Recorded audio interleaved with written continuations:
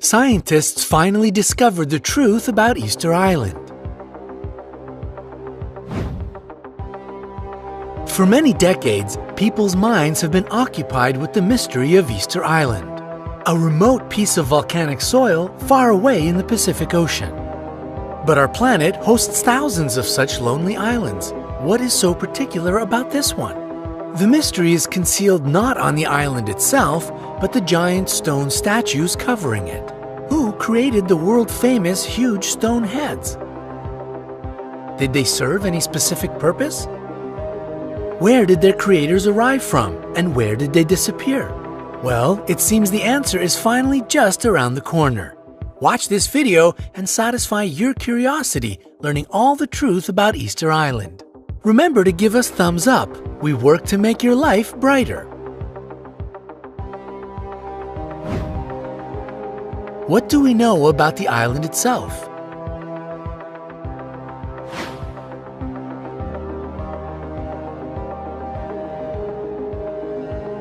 Rapa Nui, which is the name given to Easter Island by its first inhabitants, is the territory of Chile and is situated in the southern Pacific Ocean. And it is so far that you can easily consider it one of the most distant places on the world's map.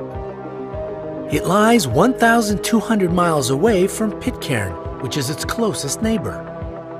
Chile itself is 2,300 miles away to the west.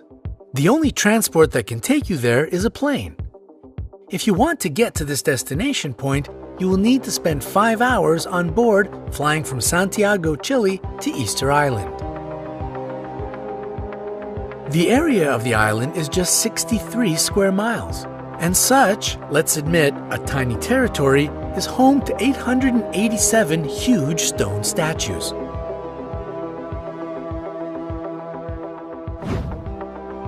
Here are some interesting facts you might not know about them. The statues carry the name Moai. They started to be carved at some point between the 13th and 15th centuries. Rapa Nui statues are easily recognized thanks to their peculiar faces. They have long noses, wide chins, rectangular ears, heavy brows, and deeply set eyes. It is quite curious that the nostrils curl in the way fishhooks do. Firstly, people thought that the statues were made up only by their heads. But surprisingly, it turned out that there are full bodies that are attached to the heads. It was discovered during excavations in May 2012. The bodies were just hidden underground. In fact, the statues are very tall. The biggest one is 33 feet tall and weighs 90 US tons. But that's not the record. One statue unearthed on the island was incomplete. But according to scientific calculations, it had to reach 70 feet in height and weigh about 297 US tons. Still, the heads of the statues, visible from the first sight, make up 3/8 of each statue's size. As for the arms, they were carved against the bodies, resting in different positions. Most statues, 834 out of 887, were carved from the material called tuff, which is, in fact, compressed volcanic ash. Curiously, all the statues except one group face inland. It means their backs are turned to the ocean. Perhaps the reason for that was the belief that the statues were the protectors of the villagers. That's why they overlooked the settlement. The only statues not fitting into this pattern can be found at Ahuakivi, a sacred place for the people of Rapa Nui. There is a unique statue on the island. It is the only statue which was found in a kneeling position. Its name is Tukuturi. Scientists believe that the statue depicts an ancient singer. His position resembles the one people took at the festival of Rui. The head of the statue is lifted quite high, and you can even notice a beard. Tukuturi looks much more human-like than the other statues. Its smaller size and the unusual material the statue was made of red Punapua stone are the things that make it stand out among the rest. All these facts are quite intriguing, right? Keep watching, there are several mysteries to unravel. People keep wondering how the statues of such huge weight have been distributed all around the island. What is more, when Europeans first arrived at the island in 1722, they found a small local population, just between 1,500 and 3,000 people. How could it correlate with the hundreds of statues on the island? Surely there had been numerous theories about how the statues had been moved. One of the most popular ones among the lovers of mysteries was the belief that the statues had been created and moved by aliens. But even if you like this theory, we are sorry to debunk it. The stone the statues were built from originates from the island itself. The birthplace of most of the material was an extinct volcano situated in the northeast of Easter Island and not another planet. The mystery surrounding the way Rapa Nui people could move the statues challenged the researchers, not letting them back off. In the 80s, some of them decided to recreate a statue and check the possibility of moving it around.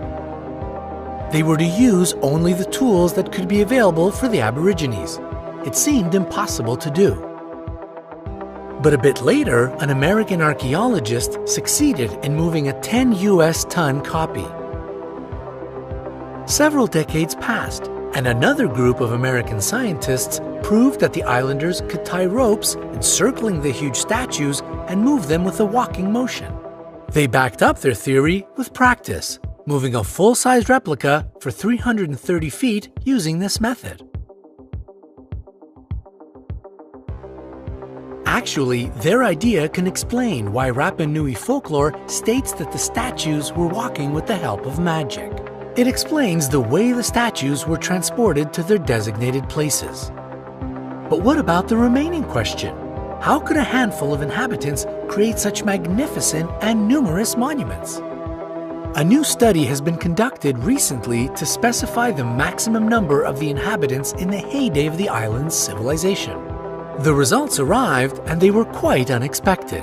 It turned out that as many as 17,500 people could comfortably live on the island. At least 19% of the land could be covered with the fields of sweet potatoes that used to be the main source of food for the population. What is more, the islanders consumed quite a lot of seafood and fish. So, knowing these numbers, you can see that there were enough people to create the stone masterpieces. But what happened to them? Why did they disappear?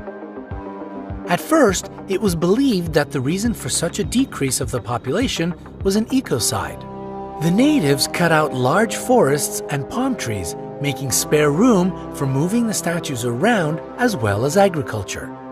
They thought the trees were going to grow back fast enough. It was a misleading concept. The deterioration of the environment resulted in hunger, and this, in turn, led to wars and cannibalism.